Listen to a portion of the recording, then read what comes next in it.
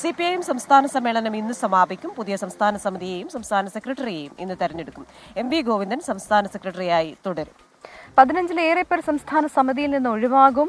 നവകേരള രേഖയിന്മേൽ നടന്ന പൊതുചർച്ചയ്ക്ക് മുഖ്യമന്ത്രി പിണറായി വിജയൻ ഇന്ന് മറുപടി പറയുകയും ചെയ്യും. ശ്രീജിത്ത് ഒപ്പം തന്നെ തനീഷ് തമ്പി എന്നിവർ ആണ് കൂടുതൽ വിശദാംശങ്ങളുമായി ചേരുന്നത്. ആദ്യം ശ്രീജിത്തിലേക്ക് പോവുകയാണ്. ശ്രീജിത്ത്, പുതിയ സംസ്ഥാന സമിതിയെയും സംസ്ഥാന സെക്രട്ടറിയെയും ഇന്ന് തിരഞ്ഞെടുക്കുമെന്നാണ് മനസ്സിലാക്കുന്നത്. അപ്പോൾ ആർക്കൊക്കെയാണ് സാധ്യത? എങ്ങനെയാണ് കൂടുതൽ വിവരങ്ങൾ?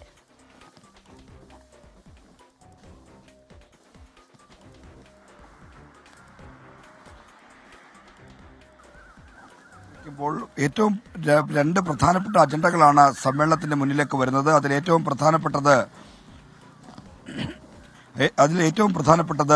പുതിയ സംസ്ഥാന സമിതിയുടെയും പുതിയ സംസ്ഥാന സെക്രട്ടറിയുടെയും തെരഞ്ഞെടുപ്പാണ്. 87-അംഗ സംസ്ഥാന സമിതിയാണ് ഇപ്പോൾ കേരളത്തിൽ നിലവിലുള്ളത്. ഈ 87-അംഗ സംസ്ഥാന സമിതിയിലേക്ക് പുതുതായി ആരൊക്കെ വരും എന്നതാണ് ആകാംക്ഷ. 75 വയസ്സ് പ്രായപരിധി കർശനമായി നടപ്പിലാക്കാൻ തീരുമാനിച്ച സാഹചര്യത്തിൽ മൊത്തം ഏതാണ്ട് 15-ലേറെ പേർ ഈ പ്രായത്തിന്റെ പരിഗണനയിലും ഒപ്പം തന്നെ ആരോഗ്യ കാരണങ്ങളിലും പ്രവർത്തന മികവ് വിലയിരുത്തിയും ഒക്കെ തന്നെ അവരെ ഒഴിവാക്കുമെന്ന സൂചനകളുണ്ട്. അപ്പോൾ വലിയ തോതിലുള്ള ഒഴിവാണ് സംസ്ഥാന സമിതിയിലേക്ക് വരുന്നത്. അതിലേക്ക് പുതുതായി ആരൊക്കെ കടന്നു വരും എന്നതാണ് ഒരു കാര്യം. ഒപ്പം തന്നെ പുതിയ സംസ്ഥാന സമിതി ചേർന്ന് ആദ്യം സെക്രട്ടറിയായി MV ഗോവിന്ദനെ തെരഞ്ഞെടുക്കും. അദ്ദേഹം ആദ്യമായിട്ടാണ് സമ്മേളനം തിരഞ്ഞെടുക്കുന്ന സെക്രട്ടറി ആകാൻ പോകുന്നത്. കാരണം 2022 ഓഗസ്റ്റ് 28-നാണ് MV ഗോവിന്ദൻ ആദ്യമായി CPIMന്റെ സംസ്ഥാന സെക്രട്ടറി പദം ഏറ്റെടുക്കുന്നത്. ഇത് കോടിയേരി ബാലകൃഷ്ണന്റെ അസുഖം മൂർച്ഛിച്ചതിനെ തുടർന്നാണ് അദ്ദേഹത്തെ മാറ്റി MV ഗോവിന്ദൻ സെക്രട്ടറി ആവുന്നത്. അതുകൊണ്ട് തന്നെ അദ്ദേഹത്തിന് ഒരു ഫുൾ ടൈം ലഭിച്ചിരുന്നില്ല. ഇപ്പോൾ സമ്മേളനം തിരഞ്ഞെടുക്കുന്ന സെക്രട്ടറി ആവുന്നതോടുകൂടി MV ഗോവിന്ദന് ഈ സെക്രട്ടറി പദത്തിൽ ഒരു ഫുൾ ടൈം ലഭിക്കും എന്ന കാര്യം ഉറപ്പാണ്. സെക്രട്ടറി സ്ഥാനത്തേക്ക് അദ്ദേഹത്തിന് മുന്നിൽ മറ്റ് വെല്ലുവിളികളില്ല. പാർട്ടിയിൽ ഇപ്പോൾ സമാധാനത്തിന്റെയും ഐക്യത്തിന്റെയും കാലമാണ്. അതുകൊണ്ട് അത്തരത്തിലുള്ള ചേരിതിരിവുകളോ എതിർപ്പുകളോ പ്രകടമല്ല.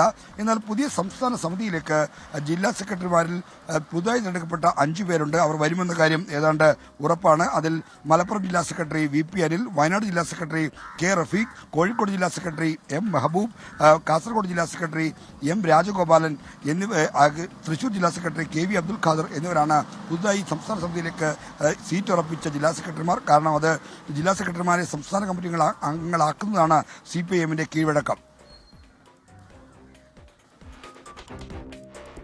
ശരി, ഇനി തനേഷ് തമ്പി കൂടി ചേരുകയാണ്. Thanesh, very good morning. ഇപ്പോ ഈ പറയുന്ന സെസ്, യൂസർ ഫീ, സ്വകാര്യ മൂലധന നിക്ഷേപം, കമ്മ്യൂണിസ്റ്റ് ചിന്താധാരയുള്ള പാർട്ടികളിൽ കേട്ടുകേഴ്വിയില്ലാത്ത കാര്യങ്ങളാണ്. അപ്പോൾ അത്തരം ആശയങ്ങൾ ഉൾക്കൊള്ളുന്ന ഒപ്പം തന്നെ ഈ സാമ്പത്തികമായ സഹായങ്ങൾ, ക്ഷേമ പദ്ധതികൾ, അതിലൊക്കെ സമ്പന്നരെയും ദരിദ്രരെയും ഒക്കെ ഒരേപോലെ ഭാഗഭാക്കാക്കണമോ എന്ന ചോദ്യം എല്ലാവർക്കും ഒരുപോലെ ആയിരുന്നല്ലോ ഇതൊക്കെ ചെയ്തിരുന്നത്. അപ്പോൾ ഇത്തരത്തിലുള്ള ചില മാറ്റങ്ങൾ ചർച്ച ചെയ്യുന്ന അടിമുടി മാറ്റത്തിന് തയ്യാറെടുക്കുന്ന ഒരു പാർട്ടി മാർഗരേഖയാണ് നമ്മൾ കണ്ടത്. ആ മാർഗരേഖയിൽ പല പ്രതിനിധികളും സന്തോഷം പ്രകടിപ്പിച്ചു, അനുകൂല നിലപാട് പ്രകടിപ്പിച്ചു എന്ന് MV ഗോവിന്ദൻ മാഷ് ഇന്നലെ പറയുകയുണ്ടായി. ഇന്ന് മുഖ്യമന്ത്രി അതിന് മറുപടി പറയുമ്പോൾ എന്താണ് നമ്മൾ പ്രതീക്ഷിക്കുന്നത്? പൊതു നിലപാട് എന്തായിരിക്കാം? Good morning Christina, Pravitha. നവകേരളത്തെ നയിക്കാൻ പുതുവഴി എന്ന മുഖ്യമന്ത്രി അവതരിപ്പിച്ച നയരേഖ ഇന്നലെ വിശദമായി ചർച്ച ചെയ്തു. ഈ ചർച്ചയിൽ ഈ ഉയർന്നു വന്നിട്ടുള്ള ആശങ്കകൾക്കും അതുപോലെ തന്നെ സംശയങ്ങൾക്കുമൊക്കെയുള്ള മറുപടിയായിരിക്കും ഇന്ന് മുഖ്യമന്ത്രി നൽകുക. ഇന്ന് ഏറ്റവും പ്രധാനപ്പെട്ട അജണ്ട അത് തന്നെയാണ്. ഈ രാവിലെ 9 മണിയോടുകൂടി മുഖ്യമന്ത്രിയുടെ മറുപടി ഉണ്ടാകും. അതിനുശേഷമായിരിക്കും മറ്റ് നടപടിക്രമങ്ങളിലേക്ക് സമ്മേളനം കടക്കുക. എന്തായാലും ഇന്നലെ നടന്ന ചർച്ചയിൽ ഭൂരിപക്ഷം അംഗങ്ങളും പ്രതിനിധികളും ഈ നവരേഖയെ അനുകൂലിക്കുകയായിരുന്നു. ഇത് നടപ്പിലാക്കുക തന്നെ വേണം, സംസ്ഥാനത്ത് കൂടുതൽ മൂലധനം കൊണ്ടുവരേണ്ടത് അനിവാര്യമാണ് എന്നുള്ള ഒരു നിലപാട് തന്നെയാണ് സ്വീകരിച്ചത്. എന്നാൽ ചില വിമർശനങ്ങളും ഉയർന്നിരുന്നു എന്നുള്ളതാണ്. അതിൽ പ്രത്യേകിച്ചും ഒരു പ്രകടമായ നയംമാറ്റം ഇക്കാര്യത്തിലൊക്കെ ഉണ്ട് എന്നുള്ളതാണ്. പ്രത്യേകിച്ച് യൂസർ ഫീയെ എല്ലാ കാലത്തും എതിർത്തിരുന്ന പാർട്ടിയാണ് CPIM. ഒപ്പം തന്നെ സ്വകാര്യ മൂലധനം, അത് പ്രത്യേകിച്ചും പൊതുമേഖലയിൽ സ്വകാര്യ നിക്ഷേപം എന്നുള്ളത് ഒരു കാരണവശാലും അംഗീകരിക്കാത്ത പാർട്ടിയാണ് CPIM. പക്ഷെ അവിടെയൊക്കെ ഒരു മാറ്റം വരുന്നു എന്നുള്ളതാണ്.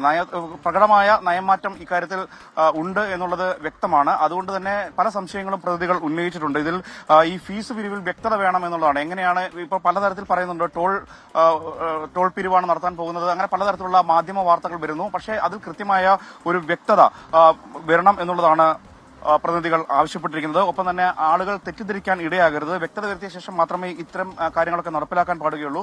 വരുമാനത്തിനനുസരിച്ച് ആളുകളിൽ നിന്ന് ഫീസ് പിരിക്കാനുള്ള നിർദ്ദേശം ആണ് രേഖയിലുണ്ടായിരുന്നത്. അപ്പോൾ അത്തരം കാര്യങ്ങളിലൊക്കെ വ്യക്തത വരുത്തി കഴിഞ്ഞാൽ മാത്രമേ കൃത്യമായി മുന്നോട്ട് പോകാൻ കഴിയുകയുള്ളൂ. അല്ലെങ്കിൽ വലിയ ജനരോഷം ഇക്കാര്യങ്ങളിൽ ക്ഷണിച്ചു വരുത്തും എന്നുള്ള മുന്നറിയിപ്പും നൽകുന്നുണ്ട് പ്രതിനിധികൾ. മാത്രമല്ല ഈ ധനസമാഹരണത്തിന് ആവശ്യമായ നടപടികൾ, ഇതിൽ നിരവധി നടപടികളാണ് പറഞ്ഞിരിക്കുന്നത്. 20 ലക്ഷത്തോളം പേർക്ക് തൊഴിൽ നൽകുന്ന പദ്ധതികളാണ് ഈ ഒരു രേഖയിൽ ഉള്ളത്. അതുകൊണ്ട് തന്നെ അത് കൃത്യമായി നടപ്പിലാക്കേണ്ടത് അനിവാര്യതയാണ് എന്ന് പൊതുവിൽ ആളുകളൊക്കെ തന്നെ, ഈ പ്രതിനിധികളൊക്കെ തന്നെ പറയുന്നുണ്ട്. പൊതുമേഖലാ സ്ഥാപനങ്ങളുടെ സ്വകാര്യവൽക്കരണം എന്നുള്ളത് അതിന്റെ ഒരു കൃത്യത വേണം എന്നുള്ളതാണ് പ്രതിനിധികൾ ആവശ്യപ്പെടുന്നത്. സ്വകാര്യവൽക്കരണം നടപ്പിലാക്കിയാൽ തിരിച്ചടിയാകും എന്ന് പറഞ്ഞ പ്രതിനിധികളുണ്ട്.